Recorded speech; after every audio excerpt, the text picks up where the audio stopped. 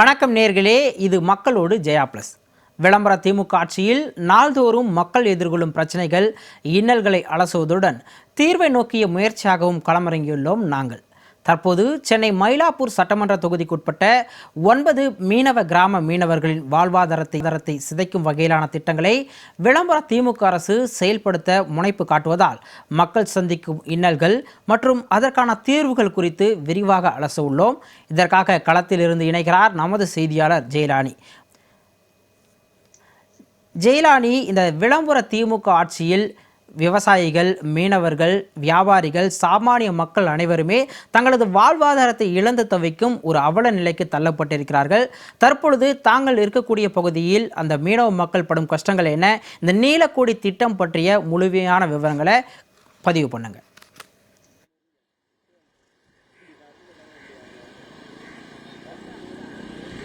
சிகாமணி, தமிழகத்தை பொறுத்தவரை மிக நீண்ட கடற்கரையும் அதிகமான மீனவ மக்களும் வாழக்கூடிய பகுதியாக இருந்து வருகிறது. குறிப்பாக தமிழகத்தில் பழவேற்காடு தொடங்கி கன்னியாகுமரி வரையில் 100க்கும் மேற்பட்ட மீனவ கிராமங்கள் இருக்கிறது. சுமார் 1 லட்சத்துக்கும் மேற்பட்ட மீனவ சமுதாய மக்கள் வசித்து வருகிறார்கள். இப்படி பாரம்பரியமிக்க மீனவ சமுதாயமிக்க இந்த பகுதிகளில் மீனவர்களின் வாழ்வாதாரங்களை முடக்கும் வகையிலும் அவர்களுக்கு பாதிப்பை ஏற்படுத்தும் வகையிலும் பல்வேறு திட்டங்களை இந்த விளம்பர திமுக அரசு செயல்படுத்த முனைப்பு காட்டி வருவது மீனவ மக்களிடையே பெரும் வருத்தத்தையும் வேதனையும் ஏற்படுத்தியிருக்கிறது. சென்னையை பொறுத்தவரை பழவேற்காடு தொடங்கி கோவளம் வரையிலாக பல மீனவ கிராமங்கள் என்பது இருந்து வருகிறது. இப்படி இருக்கக்கூடிய சூழ்நிலையில் ஒவ்வொரு பகுதியிலும் ஒவ்வொரு புது திட்டங்கள் என்ற அடிப்படையில் சென்னையில் இருக்கக்கூடிய மீனவ கிராம மக்களின் வாழ்வாதாரங்களை பாதிக்கக்கூடிய பல புதிய திட்டங்களை அறிமுகப்படுத்தியிருக்கிறது இந்த விளம்பர திமுக அரசு. அதில் ஒரு திட்டமாகவே நீலக்கோடி திட்டம் என்பது பார்க்கப்படுகிறது. முதலில் நீலக்கோடி திட்டம் என்றால் என்ன என்பதை நாம் பார்க்க வேண்டும். நீலக்கோடி என்பது தூய்மையான தண்ணீர், அதாவது கடல் நீர் என்பது மிகவும் தூய்மையாக இருக்க வேண்டும், சுற்றுப்புறம் தூய்மையாக இருக்க வேண்டும், அங்கு பாதுகாப்பு சூழல் உறுதிப்படுத்தப்பட வேண்டும் உள்ளிட்ட பல்வேறு அம்சங்கள் இடம்பெறும் பட்சத்தில் அங்கு நீலக்கோடி திட்டத்திற்கான அனுமதி என்பது வழங்கப்படும். இந்தியாவில் இதுவரை 12 நீலக்கோடி திட்டங்கள் என்பது இருக்கிறது. ஒட்டுமொத்தமாக உலகளவில் 4000க்கும் மேற்பட்ட நீலக்கோடி கடற்கரைகள் என்பது இருந்தாலும் கூட தமிழகத்தில் இதற்கு முன்பாக ஒரே ஒரு நீலக்கோடி சான்று பெற்ற கடற்கரை மட்டுமே இருக்கிறது. அதுவும் கோவளம் கடற்கரை. அந்த கோவளம் கடற்கரையில் நீலக்கோடி திட்டத்திற்கு சான்று பெறுவதற்காக அங்கிருந்த மீனவ மக்களை கடந்த முறை கூறி அங்கிருந்து அப்புறப்படுத்தினார்கள். எந்தவித பாதிப்பும் மீனவ மக்களுக்கு வராது என்பதாக கூறி கோவளம் பகுதியில் இருக்கக்கூடிய மக்களை அப்புறப்படுத்தினார்கள். ஆனால் தற்போது அங்கு நீலக்கொடி சான்று பெற்றதற்கு பிறகாக பாரம்பரியமிக்க மீனவர்கள் கோவளம் கடற்கரையில் பல ஆண்டுகளாக மீன் தொழில் செய்து வந்த மீனவர்கள் தற்போது கோவளம் கடற்கரைக்கு செல்ல முடியாத சூழலை நிலவி வருகிறது. தற்போது இதே போன்று தமிழகத்தில் 2வது நீலக்கொடி சான்று பெறுவதற்காக சென்னை மெரினா கடற்கரையில் இருந்து நொச்சிக்குப்பம் மற்றும் 2 கிலோமீட்டர் அளவிற்காக இந்த மீனவ கிராமங்கள் உள்ளடக்கிய இந்த பகுதிகளில் நீலக்கொடி சான்று பெறுவதற்கான முயற்சியில் தற்போது தமிழக அரசு ஈடுபட்டிருக்கிறது. அதற்கான சாத்தியக்கூறுகளும் தயாரிப்பு பணிகள் என்பதும் நடத்துவதற்காக நிதிகள் என்பதும் ஒதுக்கப்படுகிறது. இதனால் மீனவ கிராம மக்கள் பல்வேறு பாதிப்புகளை சந்திக்க நேரிடும் என்பதாக மீனவ மக்கள் அச்சம் தெரிவிக்கிறார்கள். இதற்கு முன்பாக இந்த லூப் சாலையில் மீனவ மக்கள் 2 புறங்களிலும் கடைகள் நடத்தி குறிப்பாக அன்றாட தினசரி படகில் செல்வார்கள், மீன்களை பிடித்து வருவார்கள். பிடித்து வரக்கூடிய மீன்களை தங்கள் வீட்டில் இருக்கக்கூடிய பெண்கள் மூலமாக இந்த சாலை ஓரங்களிலேயே மீன்களை விற்பனை செய்து வந்தார்கள்.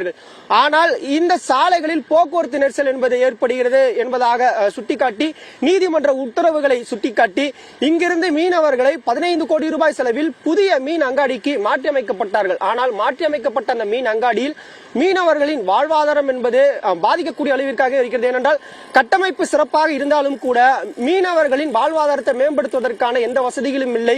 குறிப்பாக அங்கு வியாபாரம் சரியாக நடைபெறுவதில்லை. இதனால் மீனவர்களின் வாழ்வாதாரம் பாதிக்கப்பட்டிருக்கிறது. இப்படியான சூழ்நிலையில் மீனவர்களை இங்கிருந்து அப்புறப்படுத்துவதற்கு நீதிமன்ற உத்தரவு, சாலை போக்குவரத்து பாதிப்பு உள்ளிட்ட பல்வேறு காரணங்களை தெரிவித்தார்கள். அப்படி தெரிவித்து புதிய மீன் அங்காடிக்கு மாற்றியதற்கு பிறகாக புதிய மீன் அங்காடி திறக்கப்பட்டு பயன்பாட்டிற்கு வந்த ஒரு சில நாட்களிலேயே நீலக்கொடி சான்று பெறுவதற்கான நடைமுறையை இந்த கடற்கரையில் மேற்கொள்ள உள்ளதாக தமிழக அரசு அறிவித்திருப்பது இந்த பகுதி மக்கள் மீனவர்களிடையே கடும் அச்சத்தை ஏற்படுத்தியிருக்கிறது. இது தொடர்பாக இப்பகுதி மக்கள் சிலர் இருக்கிறார்கள், அவரிடத்திலும் கேட்கலாம். ஆனா வணக்கம்ண்ண, சொல்லுங்க, இந்த பகுதியில எத்தனை மீனவ கிராமங்கள் இருக்கிறது? முன்னாடி இந்த சாலைகள்லாம் எப்படி இருந்தது? இருந்துச்சு, இப்ப எப்படி இருக்கு? மீனவ மக்கள் இப்ப இந்த நீலக்கொடி திட்டம் வந்தா எந்த அளவுக்கு பாதிப்புகளை சந்திப்பீங்கண்ணா? என் பேர் ஆசை தம்பி. நான் நொச்சிக்குப்பத்தை சார்ந்து வாழ்கிறேன். இந்த இடத்துல இந்த மெரினாவில் இருந்து பட்டினமாக்கிற ஒரு 9 கிராமங்கள், மீனவ கிராமங்கள் இருக்கு. முன்னாடி பார்த்தீங்கன்னா இந்த இடத்துல தான் நம்ம ஆளுங்க வலைக்கு போவாங்க, வருவாங்க, இங்கே மீன் வித்துட்டு இங்கே எல்லாரும் அன்னைக்கு வேலையை அன்னைக்கு முடிச்சுட்டு போயிடுவாங்க. ஆனால் அதுக்கப்புறம் என்ன பண்ணாங்க, அந்த பக்கம் ரோடு சின்னதாக இருக்குன்னு சொல்லிட்டு எங்ககிட்ட 2 ஹவர் பர்மிஷன் கேட்டாங்க. இந்த பக்கம் ஒரு 2 ஹவர் ஸ்கூல் டைமில் கொடுங்க, இந்த பக்கம் சின்ன சாலையை பயன்படுத்திக்கிறோம் கேட்டிருந்தாங்க. ஸோ அதனால் நம்ம இப்போ ஊர் மக்கள்லாம் சேர்ந்து அதுக்கான பர்மிஷன் கொடுத்தாங்க. அது 2 ஹவர் ஆச்சு. கடைசியில் இன்னைக்கு என்ன ஆச்சுன்னா, எங்களை ஆக்கிரமிப்புன்னு சொல்லிட்டு எங்களை எல்லாரையும் அங்கேருந்து அப்புறப்படுத்திட்டு அங்கே கொண்டு போய் உட்கார வச்சுட்டாங்க. சரிங்களா? நாங்கள் அவங்களுக்கு 2 ஹவர் கொடுக்க போய் நாங்கள் இப்போ ஆக்கிரமிப்பில் இருக்கிற சூழ்நிலைக்கு வந்துட்டோம். அது மட்டும் இல்லாமல் இதை எப்படி அவங்க எக்ஸிக்யூட் பண்ணணும்னு பிளான் பண்ணியிருந்தாங்கன்னா, கடைசியாக 2024 இதே மார்ச் மாதம் நினைக்கிறேன், மெட்ரோ பணி நடக்க போகுது அப்படின்னு சொல்லிட்டு ஒரு 3 மாதம் எங்களுக்கு டைம் கொடுங்க, அங்கே மெட்ரோ பணி நடக்குது, அதனால் இந்த ரோடை வந்து நாங்கள் கொஞ்ச நாளைக்கு யூஸ் பண்ணிக்கிறோம், ஒரு 3 மாதத்துக்கு பயன்படுத்திக்கிறோம் அப்படின்னு சொல்லிட்டு 3 மாதத்துக்கு பயன்படுத்திக்கிறோம் சொல்லி எங்களை எல்லாரும் கூப்பிட்டு சொன்னால் நாங்களும் சரி ஓகே கவர்மெண்ட்டுக்காக நம்ம அதை செய்வோம் அப்படின்னு சொல்லிட்டு எல்லாரும் பொதுமக்கள்லாம் சேர்ந்து தான் அதுக்கான பர்மிஷன்லாம் கொடுத்தோம். ஆனால் கடைசியாக இப்போ 1 வருஷம் ஆச்சு, அது முடிஞ்சே போச்சு. ஆனாலும் அந்த பக்கம் ரோடை விடாம இந்த பக்கம் டைவர்ட் பண்றாங்க. இங்க எங்க மக்கள் வந்து இரவு 9 மணில இருந்து காலையில 3 மணி 4 மணி எல்லாரும் நடந்து போயிட்டு வர வழியில இங்க பாருங்க எவ்வளவு டிராபிக் இருக்கு. இவ்வளவு டிராபிக்ல எப்படி ஒரு மனுஷன் தொழிலுக்கு போவான், ஒரு மீனவன் எப்படி தொழிலுக்கு போவான்? ஸோ இதெல்லாம் எதையுமே வந்து நினைவில் கொள்ளாம இந்த அரசாங்கம் மீனவ மக்களை மிகவும் பயங்கரமா வஞ்சிக்கிறாங்க. அதாவது எப்படிலாம் இவங்களை அகற்றணும்னு பிளான் பண்ணி அதுக்கு ஏற்ற மாதிரி முதல்ல ஏதோ ஒரு காரணத்தை சொல்லி அகற்றிட்டு அதுக்கப்புறம் ஒரு திட்டத்தை கொண்டாந்து புகுத்துறது. இதே தான் காலங்காலமாக செஞ்சுட்டு இருக்காங்களே தவிர இந்த மீனவ மக்களுக்காக ஏதோ ஒரு நல்லது செய்யணும் அதுக்கான எந்த பிளானும் பண்ணுறதே கிடையாது. எப்படி முதல்ல அவங்களை ஒடுக்கலாம், இந்த இடத்த எப்படி ஃப்ரீ ஆக்கலாம், வணிக ரீதியாக தான் பார்க்குறாங்களே தவிர இங்கே இருக்க மக்களுடைய வாழ்வாதாரத்தை அவங்க கருத்தில் கொள்றதே கிடையாது. மிகப்பெரிய அச்சுறுத்தலாக தான் இருக்கு எங்களுக்கு. நேரடியாக கேட்டோம். அதாவது இந்த நீலக்கொடி திட்டம் வரப்போகிறது என்பதாக இப்பகுதி மக்களுக்கு எந்த ஒரு முன்னறிவிப்பும் என்பதும் கொடுக்கப்படவில்லை. மாறாக நீதிமன்ற உத்தரவுகள் என்பது கூறப்பட்டு நீதிமன்ற உத்தரவுகளில் இந்த சாலைகளை சீரமைக்க வேண்டும் உள்ளிட்ட பல்வேறு காரணங்களை சுட்டிக்காட்டி இங்கிருந்து பாரம்பரியமிக்க மீனவர்கள் இங்கு வாழ்வாதாரங்கள் நகர்த்தி வந்த நிலையில் அவர்களை அப்புறப்படுத்தி புதிய மீன் அங்காடிக்கு மாற்றி வைத்தார்கள். தற்போது அதற்கு பிறகாக இங்கு நீலக்கொடி திட்டம் என்ற திட்டம் நடைமுறைப்படுத்த இருப்பதாக தெரிவித்திருக்கிறார்கள். இது மீனவர்களுடைய வாழ்வாதாரத்தை பாதிக்கும் என்பதாக தெரிவித்திருக்கிறார்கள். தற்போது மீனவ சங்கங்களை சேர்ந்த சிலரும் இருக்கிறார்கள், அவர்களிடத்தில் கேட்கலாம். சார் வணக்கம் சார், சொல்லுங்க, நீலக்கொடி திட்டம் அப்படின்னா என்ன? இதனால மீனவ மக்களுக்கு என்ன மாதிரியான பாதிப்புகள் ஏற்படும்? நீலக்கொடின்றது அந்த நோக்கம் வந்து நல்ல நோக்கம், அதில் வந்து மாற்று கருத்து இல்லை. பல்வேறு வெளிநாடுகளில் இருக்கக்கூடியவங்க எந்த கடற்கரைக்கு வந்தாலும் அந்த கடற்கரையை பயன்படுத்தக்கூடிய அந்த நீரோட தரம்ன்றது ரொம்ப தூய்மையாக பராமரிக்கப்படணும். அதே போல் கடற்கரையில் வந்து அவங்க ஓய்வு எடுக்கக்கூடிய அந்த கடற்கரை மணற்பரப்பாக இருக்கட்டும், காற்றாக இருக்கட்டும், இது எல்லாமே ஒரு தூய்மையான முறையில் பராமரித்து அது ஒவ்வொரு குறிப்பிட்ட நேரத்துக்கு அந்த போர்டில் அதுக்கான அந்த தரத்தையும் அங்கே வெளியிடணும். இது வந்து மீன்பிடி தொழிலோ மீனவர் வாழ ஒரு இடங்கள்ல முழுக்க சுற்றுலா மட்டுமே முக்கியமா இருக்கக்கூடிய இடங்கள்ல இது சாத்தியமான விஷயங்கள் தாராளமா பண்றதுல எங்களுக்கு மாற்று கருத்து இல்லை. ஆனா இந்த தமிழக அரசு வந்து அவங்க தேர்ந்தெடுத்திருக்கக்கூடிய இடம் என்றது சென்னையினாலே அது முழுக்க மீன்பிடி கிராமங்க தான் சென்னை என்ற சொல்லக்கூடிய ஒரு பாரம்பரியமான மீனவர் கிராமம். சென்னையில ஒரு மிகப்பெரிய மீனவர் கிராமம் அது மயிலாப்பூர் நொச்சிக்குப்பம் மீனவர் கிராமம். இங்க பாத்தீங்கன்னா கிட்டத்தட்ட 200க்கும் மேற்பட்ட பைபர் படகுகள், ஆயிரக்கணக்கான மீனவர்கள் நேரடி மீன்பிடி தொழிலில், ஆயிரக்கணக்கான மீனவ மகளிர்கள் வந்து நேரடி மீன் வியாபாரத்திலையும் இருக்காங்க. எங்களோட குடியிருப்புல இருந்து ராத்திரி வந்து 12 மணிக்கு தொடங்கணும்னா அதோட முழு நேரமும் எங்க குடியிருப்புல இருந்து கடற்கரைக்கு போகணும், மீனை பிடிக்கணும். பிடிச்சிட்டு வந்தவொடனே வீட்டுல எங்க அம்மாவோ எங்க மனைவியோ இல்ல என் சகோதரியோ யாரோ வருவாங்க, பிடிச்சிட்டு வர மீனை எடுத்து வந்து அவங்க வியாபாரம் செய்யணும். அப்படி குடியிருப்புக்கும் கடற்கரைக்கும் மாறி குடும்பமே, அதாவது ஒருத்தர் 2 பேர் இல்ல, ஆயிரக்கணக்கான பேரும் இந்த சாலையை நாங்க வந்து பயன்படுத்துறோம். இந்த மாதிரி எங்க தொழிலோடவும் எங்க வாழ்வாதாரத்தோட ரொம்ப முக்கியத்துவம் வாய்ந்த இந்த சாலையை 1 மணி நேரம் 2 மணி நேரம் போக்குவரத்து நெரிசல் என்ற பேர்ல இன்னைக்கு வந்து முழுக்க எல்லா வாகனத்தையும் இந்த பக்கம் கொண்டு வந்துட்டு முழுக்க வாகனத்துக்கான சாலையாவே இதை மாத்திட்டு முழுக்க இந்த மீன்பிடி தொழில் மீன் வியாபாரத்தை வந்து நாசம் பண்ணக்கூடிய வகையில வந்து கொண்டு வந்திருக்காங்க. இதை உடனடியா நிறுத்தணும். இப்ப இங்க நொச்சிக்குப்பத்திலிருந்து சீனிவாசபுரம், முள்ளிக்குப்பம் சீனிவாசபுரம் வரையும் இருக்கக்கூடிய இந்த 9 மீனவ கிராமங்கள் அதிகப்படியா மீன்பிடி தொழில் மீன் வியாபாரம் செய்யறதுனால இந்த கடற்கரை பகுதிகள் வந்து மீன்பிடி தொழில் சார்ந்த பாதுகாப்பு மண்டலமா தமிழக அரசு அறிவிக்கணும் என்ற ஒரு கோரிக்கையை 9 மீனவ கிராமங்களும் சேர்ந்து தொடர்ந்து வலியுறுத்தி வரோம். அதே போல இந்த சாந்தம் நெடுஞ்சாலை என்றதுதான் போக்குவரத்துக்கான சாலை. அந்த சாலையில போக்குவரத்து நெரிசல்னா நீங்க அந்த சாலையை விரிவாக்கம் பண்ணுங்க. அந்த சாலையில இருவழி வாகன போக்குவரத்து ஏற்கனவே இருந்தது போல அனுமதிங்க. அதை விட்டுட்டு எங்களோட வாழ்வாதாரத்துக்கும் எங்க தொழிலையும் கெடுக்கக்கூடிய வகையில ஆயிரக்கணக்கான மக்கள் பாதிச்சிருக்காங்க. இன்னைக்கு இந்த தொழிலை முழுக்க முழுக்க நம்பி இன்னைக்கு இந்த வாகன போக்குவரத்து என்ற ஒரே விஷயத்துல மீன்பிடி தொழிலும் இன்னைக்கு காலியாகி போயிடுச்சு. மீன் வியாபாரம் அறவே இன்னைக்கு இல்லாத ஒரு மோசமான சூழல் இருக்கு. ஒரு அரசு அந்த மக்களை மேம்படுத்துறதுக்கும் அந்த மக்கள் நல்லா வாழ்றதுக்கு தேவையான வேலையை தான் பார்க்கணும். அதுதான் அரசு. ஆனா நல்லா வாழ்ற மக்களை கெடுக்கிறதுக்கு ஒரு அரசு இருக்குன்னா அது இந்த அரசா தான் இருக்கும் என்றதை நாங்க தெரிவிச்சுக்கிறோம். அதனால இது முழுக்க முழுக்க மீன்பிடி தொழில் பாதுகாப்பு மண்டலமா அறிவிக்கிற வரைக்கும் எங்களோட கோரிக்கை நாங்க விட போறதில்ல. வாரம் 9 மீனவர் கிராமங்களும் ஒன்னு சேர்ந்து வெள்ளிக்கிழமை அன்னைக்கு ஏதாவது ஒரு மீனவர் கிராமத்தில் கூட்டத்தை தொடர்ந்து நாங்க நடத்தின்னு இருக்கோம். அரசு கிட்ட தொடர்ந்து வச்சுன்னு இருக்கோம் இந்த கோரிக்கை. அதே போல இந்த நீலக்கொடி திட்டமா இருக்கட்டும், கடல் வழி மேம்பால திட்டமா இருக்கட்டும், இல்லைன்னா இங்க ரோப் கார்ன்றாங்க, இதெல்லாம் யாரு கேட்டது? ஒரு காலகாலமா இந்த தொழில ரொம்ப ஆயிரக்கணக்கான மக்கள் மீன்பிடி தொழில் சார்ந்த பணி செய்யக்கூடிய இடங்கள்ல இந்த மாதிரியான திட்டங்கள் எல்லாம் கொண்டு எங்களோட வாழ்வாதாரத்தோட தயவு செஞ்சு விளையாடாதீங்க. இந்த மீன்பிடி தொழிலுக்கே சம்பந்தம் இல்லாத கடற்கரை எங்கேயாவது இருந்ததுன்னா தயவு செஞ்சு சுற்றுலாவுக்கு அங்க போங்க. இங்க லட்சக்கணக்கான மக்கள் கடற்கரைக்கு வராங்க. இலவசமா காத்து வாங்கலாம், இலவசமா பொழுது போகலாம், கடற்கரையில அழகா காலை நினைக்கலாம். ஒரு பைசா யாருக்கும் செலவில்லை. ஆனா இந்த நீலக்கொடி திட்டம் என்றது குறிப்பிட்ட நேரம் நீங்க இந்த கடற்கரையில வர்றதுக்கே நீங்க கட்டணம் செலுத்தணும். அதே போல கடற்கரையில காலை நினைக்கணுமா, இவ்வளவு நேரத்துக்கு இவ்வளவு நீங்க காசு கட்டணும். வண்டி பார்க்கிங்க்கு நீங்க பணத்தை கட்டணும். நம்ம வீட்டு காசு நம்ம கடற்கரை இலவசமா நம்ம ஏழைப்பாளை எல்லாருமே வந்துட்டு போறாங்க. இதை யாரோ ஒரு தனியாரோ யாரோ ஒருத்தர் நல்லா இருக்கணும் என்றதுக்காக இது முழுக்க முழுக்க கட்டணம் ஆகிட்டு இதுல ஏதாவது ஒரு பெரிய அளவுல வருவாய் ஈட்ட முடியுமான்னு அரசு நினைக்கிறது தப்பான விஷயம். லட்சக்கணக்கான மக்கள் மெரினாவில் கூட்டுறாங்க. இலவசமா காத்து வாங்கி போறதுல தப்பே கிடையாது. ஆனா திட்டமிட்டு இந்த மீன்பிடி தொழில் மீன் வியாபாரத்தை முதல்ல அகற்றிட்டா மீனவர்கள் இங்க இருந்து அறவே அகற்ற முடியும்ன்ற நோக்கத்தோட நிறைய திட்டங்கள் இங்க கொண்டு வராங்க. இது எல்லாத்தையும் கைவிடணும். இந்த பகுதி மீன்பிடி தொழில் பாதுகாப்பு மண்டலமா அனௌன்ஸ் பண்ணணும் என்ற தலையாய கோரிக்கை நாங்கள் வலியுறுத்துறோம். சிகாமணி, நாம் நேரடியாகவே கேட்டோம். அதாவது இந்த பகுதியில் நீலக்கொடி திட்டம், அதே போன்று ஏற்கனவே கைவிடப்பட்ட அந்த புரோக்கன் பிரிட்ஜ், சென்னையின் அடையாளமாக பார்க்கப்படக்கூடிய அந்த புரோக்கன் பிரிட்ஜை தொங்கு பாலம் வடிவில் புதிதாக அந்த பாலத்தை கட்டுவதற்கான சாத்தியக்கூறுகளை கேட்டிருக்கிறது அரசு.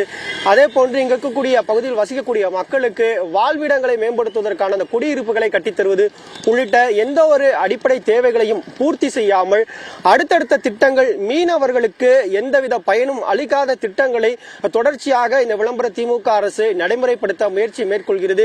இது மீனவ சமுதாய மக்களை பாதிக்கக்கூடிய அளவிலாக இருப்பதாக தெரிவிக்கிறார்கள். உதாரணமாக நமது ஒளிப்பதிவாளர் நேரடியாக காட்சிப்படுத்துவார். தற்போது நாம் இருக்கக்கூடிய பகுதி சென்னை நொச்சிக்குப்பம் பகுதியில் இருக்கிறோம். இந்த பகுதியில் சாலையிலிருந்து சுமார் 100 மீட்டர் அளவிலேயே இந்த கடற்கரை வந்துவிடுகிறது. கடற்கரையிலிருந்து 200 300 மீட்டர் தொலைவிலேயே கடலை அடைந்து விடலாம். இப்படியான சூழ்நிலையில் இந்த பகுதியிலேயே தங்களது படகுகளையும் வலைகளையும் மீனவ மக்கள் வைத்து பாரம்பரியமாக பல ஆண்டுகளாக இங்கு மீன் தொழிலை செய்து வருகிறார்கள். இப்படியான சூழ்நிலையில் இந்த பகுதியில் மெரினா கடற்கரையை மையப்படுத்தி நொச்சிக்குப்பம், டுமில்குப்பம் உள்ளிட்ட இந்த 9 கிராமங்களையும் உள்ளடக்கி இந்த நீலக்கொடி திட்டம் நடைமுறைப்படுத்தப்பட்டு விட்டால் முதலில் இங்கு இருக்கக்கூடிய மீனவர்களை அப்புறப்படுத்தினார்கள். நீலக்கொடி திட்டம் இந்த சான்று பெறுவதற்காக அடுத்த கட்டமாக இங்கு நிறுத்தியிருக்கக்கூடிய இந்த மீனவ படகுகளை அப்புறப்படுத்துவதற்கான நடவடிக்கைகளில் இந்த அரசு ஈடுபடும். அப்படி மீனவர்களுடைய மீன் நிறுத்தக்கூடிய படகுகளை இங்கிருந்து அப்புறப்படுத்தி விட்டால் எங்களது வாழ்வாதாரம் என்பது கடுமையாக பாதிக்கப்படும். ஏனென்றால் கடற்கரைக்கு அருகாமையில் படகுகளை நிறுத்துவதும் அந்த படகில் நேரடியாக வலைக்கு சென்று கடலுக்கு சென்று வலையிட்டு மீன்களை பிடித்து வருவதும், பிடித்து வரக்கூடிய மீன்களை இந்த கடற்கரை சாலைகளிலேயே விற்பனை செய்வதும், இப்படியுமாகவே பல ஆண்டுகள் இவர்களது பாரம்பரியமாக இவர்களது வியாபாரம் என்பதும் இவர்களது பொருளாதாரம் என்பதும் இருந்து வந்திருக்கிறது. இப்படியான சூழ்நிலையில் இதனை எதையும் கருத்தில் கொள்ளாமல் தூய்மையான கடற்கரை என்ற வாசகங்களை கூறி தற்போது நீலக்கொடி சான்று பெறுவதற்கான முயற்சி என்பது மேற்கொள்ளப்பட்டு வருவது மீனவர்களையும் மீனவ சமுதாய மக்களையும் பாதிக்கக்கூடிய வகையிலேயே இருக்கும் என்பதாக இந்த பகுதியில் இருக்கக்கூடிய மீனவ மக்கள் தெரிவிக்கிறார்கள். நீலக்கொடி என்ற ஒரு திட்டம் மட்டும்தான் இந்த பகுதியில் மீனவ மக்களை பாதிக்கக்கூடிய அளவிற்கு இருக்கிறதா என்பதாக பார்த்தால் இல்லை. நீலக்கொடி திட்டம் என்பது ஒரு திட்டமாக இருந்தால் மற்றொரு திட்டம் என்பது கடந்த 2011ஆம் ஆண்டு புரட்சி தலைவி அம்மா அவர்களின் ஆட்சி காலத்தில் மீனவ மக்களின் வாழ்வாதாரங்களை பாதிக்கக்கூடிய வகையில் இருக்கும் என்பதாக கணிக்கப்பட்ட அந்த புரோக்கன் பிரிட்ஜ் அந்த பாலத்தை சீரமைக்கும் பணியை உடனடியாக கைவிடப்படும் என்பதாக அறிவிப்பு வெளியிடப்பட்டது. மீனவ மக்கள் அனைவரும் பெரும் மகிழ்ச்சி அடைந்தார்கள். ஆனால் தற்போது அந்த புரோக்கன் பிரிட்ஜ் என்ற அந்த பாலத்தை மீண்டும் தொங்கு பாலம் வடிவில் கட்டப்போகிறோம், அதற்கான சாத்தியக்கூறுகளை கேட்கிறோம் என்பதாக தற்போது அரசு அறிவிப்பு வெளியிட்டிருக்கிறது. அப்படி அந்த பகுதியில் தொங்கு பாலம் வந்துவிட்டால் மீனவர்கள் கடலுக்கு செல்லக்கூடிய படகுகள் விபத்து ஏற்பட வாய்ப்பு இருக்கிறது. ஏற்கனவே மீனவ மக்கள் பல்வேறு சிக்கல்களை சந்தித்து வரக்கூடிய சூழ்நிலையில் தற்போது அந்த திட்டமும் நடைமுறைக்கு வந்துவிட்டால் தங்களது வாழ்வாதாரம் கடுமையாக பாதிக்கப்படும் என்பதாக தெரிவிக்கிறார்கள். இந்த திட்டம் என்ன, இதனால் எந்த மாதிரியான பாதிப்புகள் ஏற்படும் என்பது தொடர்பாகவும் நாம் கேட்கலாம். சார் வணக்கம் சார், சொல்லுங்க. இப்ப இந்த தொங்கு பாலம் வடிவில் கட்ட போறோம் அப்படின்ற மாதிரி அதற்கான சாத்தியக்கூறுகள் கேட்டிருக்காங்க. முதற்கட்டமா அந்த பாலம் வந்தா மீனவ சமுதாய மக்களுக்கு எந்த மாதிரி பாதிப்புகள் ஏற்படும்? இப்படி தொடர்ந்து அரசு பல்வேறு திட்டங்கள் இந்த 9 கிராம மக்களை பாதிக்கக்கூடிய வகையில் அறிவிச்சிருக்கிறது. எந்த மாதிரி மீனவருடைய வாழ்வாதாரத்தை பாதிச்சிருக்கு சார்? அந்த அரசு அறிவித்திருக்கிற அந்த தொங்கு பாலம் இருக்கிற இடம் ஏற்கனவே ரிக்ஷாக்காரன் பாலம். நம்ம புரட்சித் தலைவர் எம்ஜிஆர் அவர்கள் ரிக்ஷாக்காரன் படம் பார்த்திருப்பீங்க. அந்த படத்துல அவர் போய் அந்த பாலம் அந்த நேரத்துல புயல் சமயங்கள்ல உடஞ்சி இதுவாகி போச்சு. ஆனா அந்த நேரத்தில் மக்கள் தொகை பெருக்கம் பெருசா இல்லை. ஆனா இப்போ மக்கள் தொகை பெரிய அளவுக்கு விரிவடைஞ்சிருக்கு. தொழிலும் பாத்தீங்கன்னா மீனவர்கள் தொழில் அதிகப்படியா ஈடுபட்டு இருக்காங்க. அந்த நேரத்துல பட்டினப்பாக்கத்துல சீனிவாசபுரம் முள்ளிக்குப்பத்துல இருந்து ஊரூர் குப்பம் வரைக்கும் இருக்கிற அந்த ஏரியாவை இணைக்கிற அந்த பாலம் வந்ததுன்னா இந்த மீனவர்களுடைய தொழில் மிகப்பெரிய அளவுக்கு பாதிக்கப்படும். அது மட்டும் கிடையாது, அந்த இடம் தான் அடையார் கடலோட கலக்கிற இடம். அந்த கடலோட கடற்கரை இடத்துல நீங்க பாலத்தை கட்டினீங்கன்னா ஒரு பேரிடர் மாதிரியான புயல் மாதிரியான காலங்கள் நடந்து வந்ததுன்னா அந்த இடத்துல அந்த தண்ணி கடலுக்கு போகாம ஒட்டுமொத்த தண்ணியும் மீனவ பகுதிகளில் உள்ள வர சாத்தியக்கூறு வரும். சென்னை மூழ்கிறதுக்கான அபாயமும் ஏற்படும். இது மாதிரியான ஒரு அபாயகரமான ஒரு சில திட்டங்களை கொண்டு வரதை மிக வன்மையாக கண்டிக்கிறோம். மீனவர்கள் மீன்பிடி தொழிலுக்கு செல்றதே கூட அந்த இடத்துல பெரிய அளவுக்கு பாதிப்பை ஏற்படுத்தும். ஏன்னா அந்த கடலும் ஆறும் கலக்கிற இடத்துல தான் மீன் உற்பத்தி அதிகமாக நடைபெறும். இப்போ நீங்க அது மாதிரி பாலங்க அந்த மாதிரியான இடங்கள்ல பாலங்களை கட்டுறதுக்கான ஆயத்தக்கூறுகளை செஞ்சீங்கன்னா அந்த இயற்கையான அந்த மீன் உற்பத்தி ஆகிற இடங்களெல்லாம் நீங்க அழிக்கிற சூழ்நிலை ஏற்படும். அதனால மீன் வளம் அழியும். மீன் வளம் அழிஞ்சாலே மீன்பிடி தொழில் அழிஞ்சிடும். அதனாலதான் இந்த தொங்கு பாலம் மாதிரியான திட்டங்களை மீனவர்கள் எதிர்க்கிறதுக்கு காரணமா இருக்கு. தொங்கு பாலம் மட்டும் கிடையாது, அதே மாதிரி நீங்க பாத்தீங்கன்னா கடல்ல கடல்லே மேம்பாலம் போடுறதா ஒரு அறிக்கையை கொடுத்துருக்காங்க. இங்க நம்ம இதுல இருந்து நீலாங்கரை திருவான்மியூர் வரைக்கும் அந்த பகுதி முழுக்க கொண்டு வரேன்னு சொல்லிட்டு இருக்காங்க. கடல் மேம்பாலம் வந்ததுன்னா அதை விட மிகப்பெரிய பாதிப்புகளை மீனவர்கள் சந்திப்பாங்க. ஏன்னா இதெல்லாம் இந்த அதிகாரிகளுக்கு புரியுதா இல்லையானே புரியல. இப்ப தொழிலுக்கு போற மீனவர்கள் போயிட்டு வராங்க. கடல் ஒரு நேரங்கள்ல அமைதியா இருக்கும், ஒரு நேரங்கள்ல சீற்றமா இருக்கும். அப்படி படகுகளை எடுத்துட்டு வரும்போது இப்ப நாங்க இடத்துக்கு ஏற்றபடி படகுகளை கொண்டு கரையில கொண்டு வருவாங்க. ஆனா அந்த மேம்பாலங்களோட அந்த தூண்கள் இதுவாகும் போது கடல்ல இருந்து வர அந்த அலை அடிக்கிற நேரங்கள்ல திடீர்னு திசை மாறினாகும். கடல்ல போய் அந்த பாலங்கள் மேல மோதி அந்த படகுகள் விபத்துக்குள்ளாகி உயிரிழப்புகள் ஏற்படுறதுக்கு நிறைய சாத்தியக்கூறுகள் இருக்கு. அதனால தயவு செய்து இந்த தொங்கு பாலம், இந்த தரை பாலம், அதே மாதிரி இந்த நீலக்கொடி இது மாதிரியான திட்டங்களை கடல் பகுதிகளில் கடற்கரை பகுதிகளில் தயவு செய்து கொண்டு வராதீங்க. இது மீனவர்களை மீன்பிடி தொழிலையும் மீனவர்களின் வாழ்வாதாரத்தையும் மிகப்பெரிய அளவுக்கு பாதிப்புக்குள்ளாக்கும். அதனால இந்த நொச்சிக்குப்பத்துல இருந்து சீனிவாசபுரம் முள்ளிக்குப்பம் வரை இருக்கிற இந்த பகுதியை மீன்பிடி தொழில் பாதுகாப்பு மண்டலமா அறிவிக்கணும்ன்றதை இந்த நேரத்தில் நாங்க எங்களோட கோரிக்கையாவே எந்த அரசு வந்தாலும் சரி அந்த அரசுகளுக்கு நாங்க கோரிக்கையா வைக்கிறோம். நேரடியாகவே கேட்டோம் சிகாமணி. அதாவது மீனவர்களுக்கு தேர்தல் நேரத்தில் விளம்பர திமுக அரசு பல அறிவிப்புகளை கொடுத்தது. குறிப்பாக மீனவர்களுக்கு மானிய விலையில் வழங்கக்கூடிய அந்த டீசல் உயர்த்தி வழங்கப்படும். மீன்பிடி தடை காலத்தின் போது அந்த தொகை என்பது உயர்த்தி வழங்கப்படும். அதே போன்று மீனவர்களுக்கான அந்த உதவித்தொகை, அதே போன்று மீனவர் பகுதி இருக்கக்கூடிய பகுதிகளில் பள்ளி கல்லூரிகள் கட்டித்தரப்படும். இப்படி பல அறிவிப்புகள் என்பது விளம்பர திமுக அரசு மீனவர்களுக்காக வாக்குறுதியாக அளித்து தேர்தல் நேரத்தில் மீனவ மக்களின் வாக்குகளை பெற்றார்கள். ஆனால் இப்படியான அறிவிப்புகளில் பெரும்பாலான அறிவிப்புகள் எதையும் நிறைவேற்றாமல் மீனவ மக்களின் வாழ்வாதாரத்திற்கு எந்தவித பயனும் அளிக்காத நீலக்கொடி திட்டம், அதே போல மேம்பாலம் கட்டும் திட்டம் உள்ளிட்ட திட்டங்களை நடைமுறைப்படுத்துகிறார்கள். அது மட்டுமல்லாமல் இங்கு இருக்கக்கூடிய மக்களின் குடியிருப்புகள் என்பது 30 ஆண்டுகளை கடந்து விட்டது. அந்த குடியிருப்புகள் சேதமடைந்த நிலையில் இருக்கிறது. சேதமடைந்து இருக்கக்கூடிய அந்த குடியிருப்புகளுக்கு சீரமைத்து தர, இதே பகுதியில் சீரமைத்து தர எந்த ஒரு நடவடிக்கையும் எடுக்கப்படவில்லை. ஆனால் தேர்தல் நேரத்தில் விளம்பர திமுக அரசு தேர்தல் வாக்குறுதியின் போது 2 லட்சம் வீடுகள் மீனவ மக்களுக்கு அவர்கள் வசித்திருக்கக்கூடிய அதே பகுதியில் கட்டித்தரப்படும் என்பதாக தெரிவித்திருக்கிறார்கள். அது மட்டுமல்லாமல் சேதமடைந்து இருக்கக்கூடிய அந்த குடியிருப்புகளுக்கு மாற்று குடியிருப்புகள் அருகாமையில் கட்டித்தரப்படும் என்பதாக தெரிவித்தார்கள். ஆனால் அப்படியான எந்த ஒரு திட்டத்தையும் நடைமுறைப்படுத்துவதற்கான, தேர்தல் வாக்குறுதியை நிறைவேற்றுவதற்கான எந்த முயற்சியையும் மேற்கொள்ளாமல் மீனவ மக்கள் பாரம்பரியமாக செய்து வரும் தொழிலை முடக்கும் வகையில் புது புது திட்டங்களை அறிவித்திருப்பது மீனவ மக்களிடத்தில் பெரும் கோபத்தை ஏற்படுத்தியிருக்கிறது. இந்த அரசின் மீதான வருத்தத்தையும் ஏற்படுத்தியிருக்கிறது. எனவே இந்த திட்டங்கள் அனைத்தையும், மீனவ மக்களை பாதிக்கக்கூடிய இந்த திட்டங்கள் அனைத்தையும் கைவிட வேண்டும். இந்த பகுதியை, இந்த மயிலை சட்டமன்ற தொகுதிக்குட்பட்ட இந்த 9 மீனவ கிராம பகுதியையும் மீன்பிடி தொழில் செய்யும் பாதுகாப்பு மண்டலமாக அறிவிக்க வேண்டும் என்பதே இந்த மீனவ மக்களின், 9 கிராம மீனவ மக்களின் கோரிக்கையாக இருக்கிறது. சிகாமணி,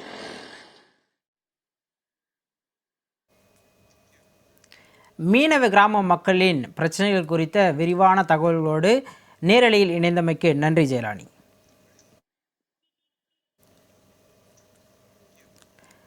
வடசென்னை திரைப்படத்தில் எங்கள் பகுதி மக்களுக்கு நல்லது செஞ்சு கொடுக்குறதுனா நாங்கள் இருக்கிற இடத்துலையே செஞ்சு கொடுங்க அப்படின்னு ஒரு வசனம் வரும்.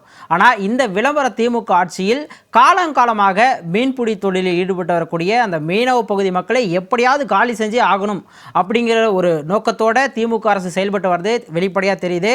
இந்த திட்டத்தை கைவிட்டு மீனவர்கள் நலனில் அக்கறை கொள்ள வேண்டும் என்பதை ஜெயா பிளஸ் மக்களோடு ஜெயா பிளஸ் நிகழ்ச்சியின் வாயிலாக தெரிவித்துக் கொள்கிறோம்.